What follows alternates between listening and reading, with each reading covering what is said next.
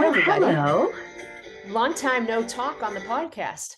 I know we talk a lot, just not necessarily things that we record and share with the general public. So, That's what are we right. going to talk about today, Leanne? Oh, shit. Well, one of the questions that keeps coming up that people keep asking us, and I think that people really are struggling with this, is how do I set up my lesson planning for a play-based curriculum? So that's the big question. Like, how do I plan if I'm going to do play-based? And I have to have a curriculum set up, and I have to have my lesson plans submitted to my director or to someone. So how do I set that up? So I think that's what I think, is a good topic for today. I'd What like do you to think? even I'd like to even flip it to say, how can I be play-based, which I know is best for kids, and Hmm. still have to conform to, planning, documentation, lesson plans Assessment, and curriculum and assessments and all that kind of stuff. Yeah. right? Yep. Um, Yeah, I had somebody ask me that same question the other day. So isn't that funny? And it wasn't the same person that you talked to. So I guess Hmm. it's important.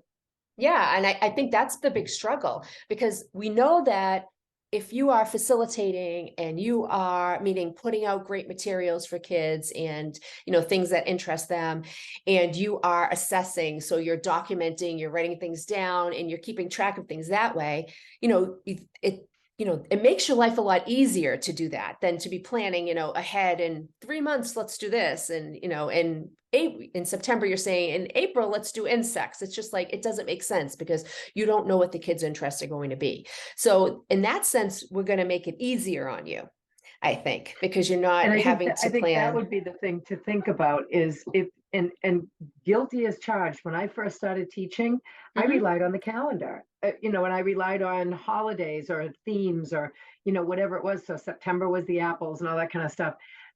If you're doing that, that's limiting you, and that is not going to be play based because it's going to be what you're thinking about doing. So free yourself from that. Goodbye, monthly or weekly kind of Yep. follow what the calendar does. Kids don't pay attention to that stuff. They don't need that. They're interested in the here and now. So, and I think if you talk to real play gurus and look at play research, they're going to say the adults need to kind of step out of it and let the Hmm. children play, like literally let the children play. So, if that's the case, then what's your role, and what should you be Yep. spending your time on, and what's meaningful as a teacher and as a researcher and as a guide and, as a documenter and all that good stuff. And I will also say that if someone's saying to you, I need your lesson plans for the next month or the next 3 months or whatever it is, or for the year, which is crazy when you think about it, you need to step back and think about how you're going to respond to that too. What are you going to say and how are you going to plan? Maybe you can say, these are some of the skills I'm going to try working on, and I'm going to do, provide and facilitate experiences for kids to be able to work on all these skills. But to actually know, what the topic's going to be or where it's going, it just doesn't make sense. That's not what's best for kids. So, yeah. 100% agree with you. None of us know what I love when it's like, oh, you have to make your mammogram appointment for a year from now. I'm like, what? Oh, your 6 month dental checkup. I have no idea what I'm going to be doing 6 months from now. What makes us Right. think that we know what kids are going to be interested in even 6 days or 6 minutes or 6 hours from now? Hmm. I think that's a really valid point. And maybe if we think about this in the way that we witnessed when we were in Reggio Emilia, Italy. Um, I have to I stop and know. pause and think about that. But when we were in Reggio, it became apparent that teachers spend their time on different things than what we spend our time on typically in the United States of America. Do you Hmm. think that's fair to say? Absolutely. Absolutely. I think it's kind of flipped. So I think here in the United States, we spend a lot of time on the planning piece of like, okay, this is what we're doing in April, this is what we're doing in May. Whereas I think with Reggio, one of the key takeaways for me was that teachers look at what kids are interested in, they put out the materials, and then what they do is they do a lot of assessment and they write down a lot of the documentation of what kids were interested in, what they were talking about. And then the planning goes from there. That's when they say, okay, this is what the kids like, or this is something I noticed that they could use some work on, or, I'd really like to see them do more scissor work or, glue stuff. So I'm going to put out things that they're interested in where they can use scissors and where they can use glue and all those types of things. So it's kind of flipped. Instead of doing all this planning beforehand, they're doing the planning after the day's over, after the week's over, and Yeah. that's how they're planning. Makes it much Yeah. more authentic, and it really does make it much more individualized. So I think we know that programs call themselves kind of developmentally appropriate or individualized curriculum or creative or play based or whatever name you want to put on things. But if you really want to be play based, then the lead comes from the children. And you start your planning by observing. You start your planning by documenting. You start your planning by kind of really paying attention, listening, watching, observing. Then you sit and you say, okay, so this is what happened with the Play-Doh and feathers or whatever it is. Hmm. I saw the kids going to get feathers and they were sticking them in the Play-Doh and they were doing this and that.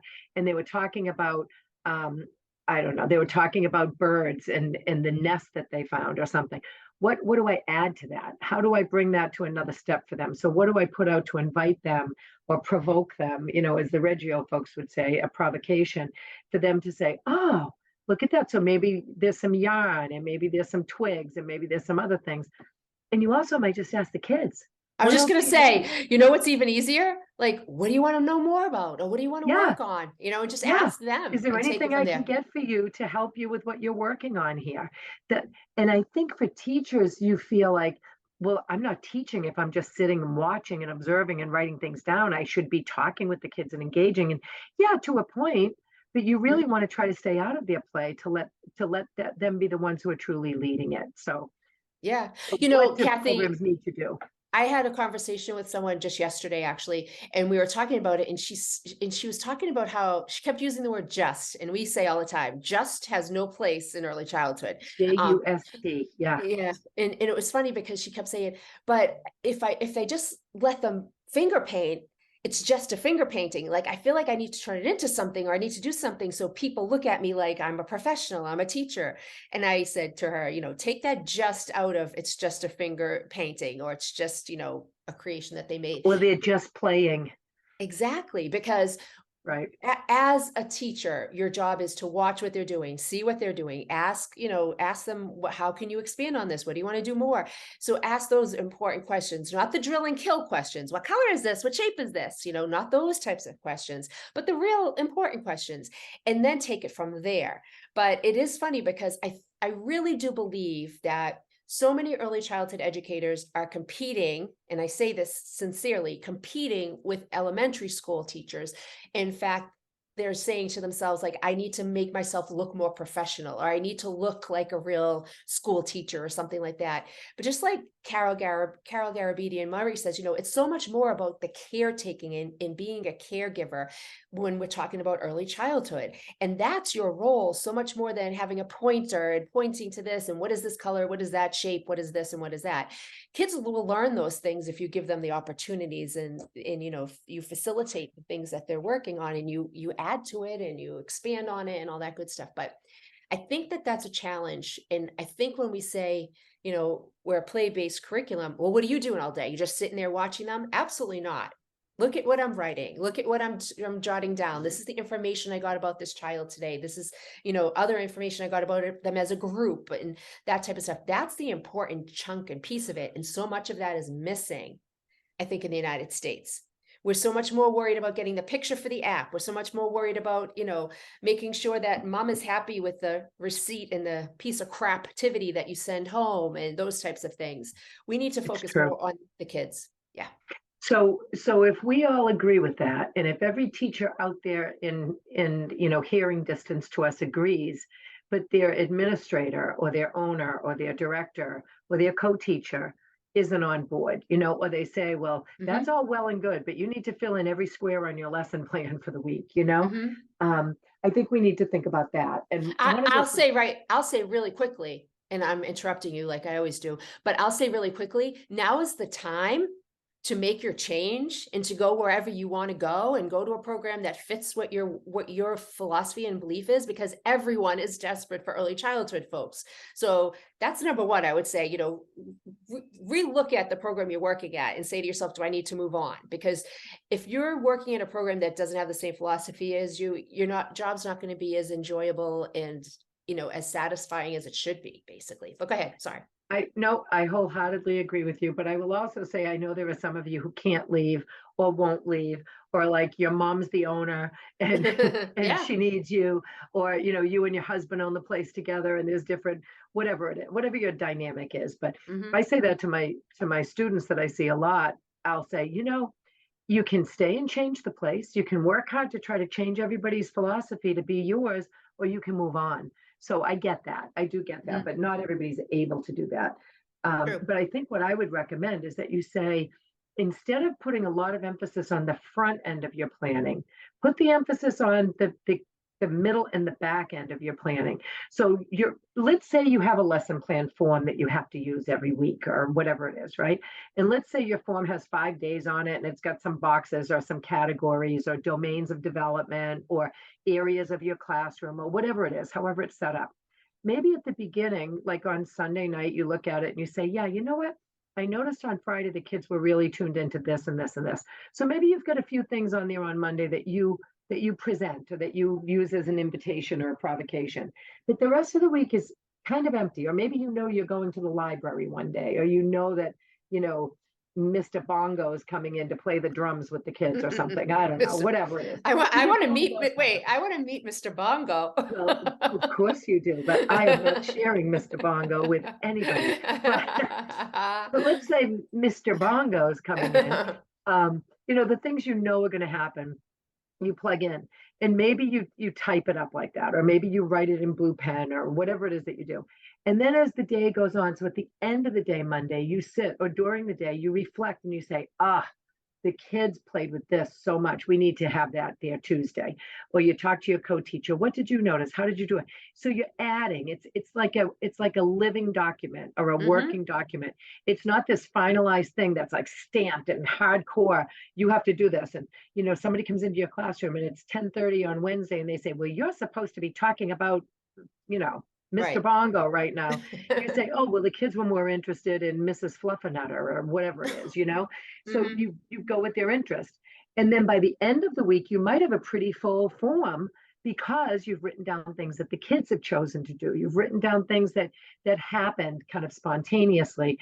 And then you use that to assess and document and share with families. This is what we've talked about today. And this is what the kids learned while they were doing this finger painting. And this is why it's important, and Hmm. so forth and so on.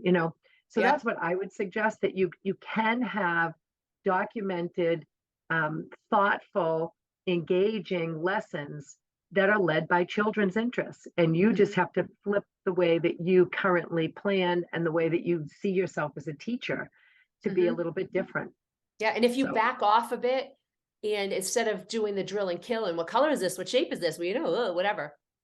Um, and if you're documenting and you're writing down things that the children are saying, things that you're noticing about them, maybe you're noticing, that they're having trouble with something, you can jot those things down. And that's going to be your living, like you said, the living document that you're following and that you're keeping track of. And that's what's guiding you as yep. teacher. And I And also I'll want to tell you, say, oh, go ahead. no, I was just going to say, I think that play-based curriculum is so important because kids extend on that play. It's not just one and done. We've talked about this a lot lately. It's not just, oh, yep, you did it. Okay, put it in your cubby. They Yep. keep building on the play. They keep building on what they're working on. And that's so important because the one and done stuff doesn't help anyone. It doesn't build your creativity. It doesn't make you think about something when you go home. It doesn't extend it where you're thinking, oh, you know what? That would be good for my block structure I'm working on. It's that type of stuff. You're missing out on that. It's just one and done. No process, no thinking, nothing. It's the creativity's shot. Right. Yeah. Absolutely. Absolutely true. I don't know what I was going to say, but Oh, sorry. I keep no, interrupting no, you. no, don't. It's not you. It's my age. Guys, don't get old because you all of a sudden forget stuff that was like right there on the tip of your tongue and in the front of your brain. You forget things. But yeah, I think that we just need to rethink what planning is, and who are we planning for, and Mm, why are we planning for them when they can plan for themselves. And I just remembered what I was going to say, that if you would, I'll use myself when I was teaching. And I would fill in my lesson plan every Thursday afternoon for the following week. I would get my lesson plan ready. And I'd sit with my co-teacher and we'd be sitting there. What are we going to do for science on Tuesday? And what are we going to do for this on Friday? And mm-hmm. you know, I remember that. And I remember sometimes just saying, just write something in there so that it's in, you know?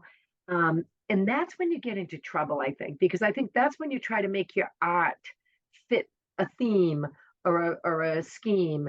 And art should be art for art's sake, you know, and outdoor Mhm. playtime doesn't always have, it can be, you can do some planning for outdoor playtime, but it doesn't need to be a prescribed, you know, this is what the teacher thinks you should do or what they'll bring outside. So I would use the document a little differently. And I would really think about what you need and think about individual children and think about things. But remember, you don't have to have something different every day.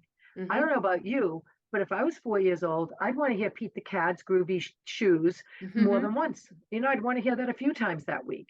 I Yeah. might want to paint with the same things a few different times in different ways, or maybe use different materials. So when we do that pre planning, we're often changing it up all the time, like thinking, oh, we need to have, you know, 45 activity ideas or whatever it is, when maybe you Mhm. only need to have a few different things and then see where it leads, you know, see where it goes. And lots of repetition because that's how the kids learn. And that's how, as we all know, but that's how their brain develops and the hardwiring in their brain and those synapses firing happen through repetition and repeated use of things. So don't be afraid of that.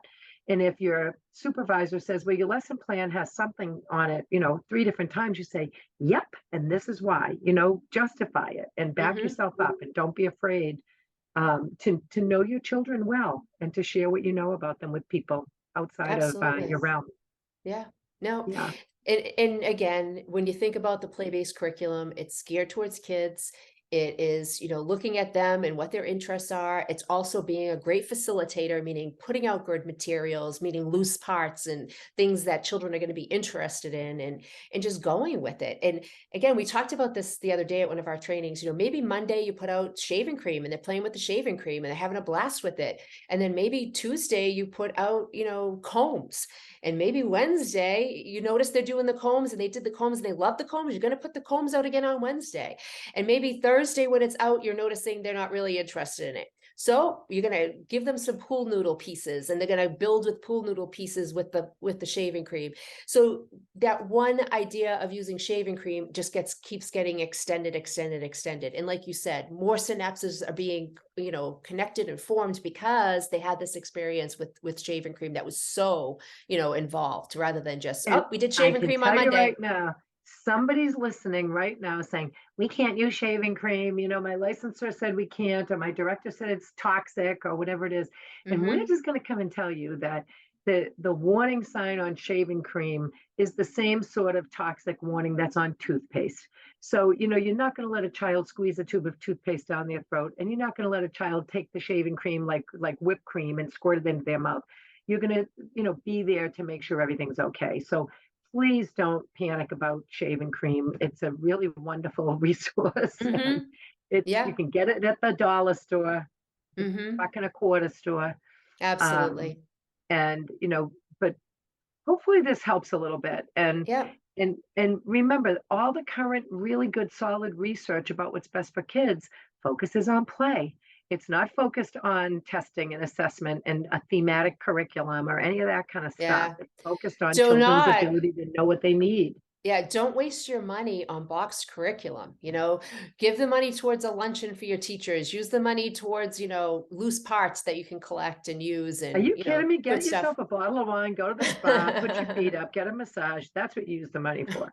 Right. Um, Skip the that's box what that's curriculum. what Leanne would use the money for, and Yeah, I would go you with know. her. So There you go. All right. I think let I them play. let them play. Let them play. Play is the curriculum for sure. I love it. Love it. Okay. Thanks, everybody.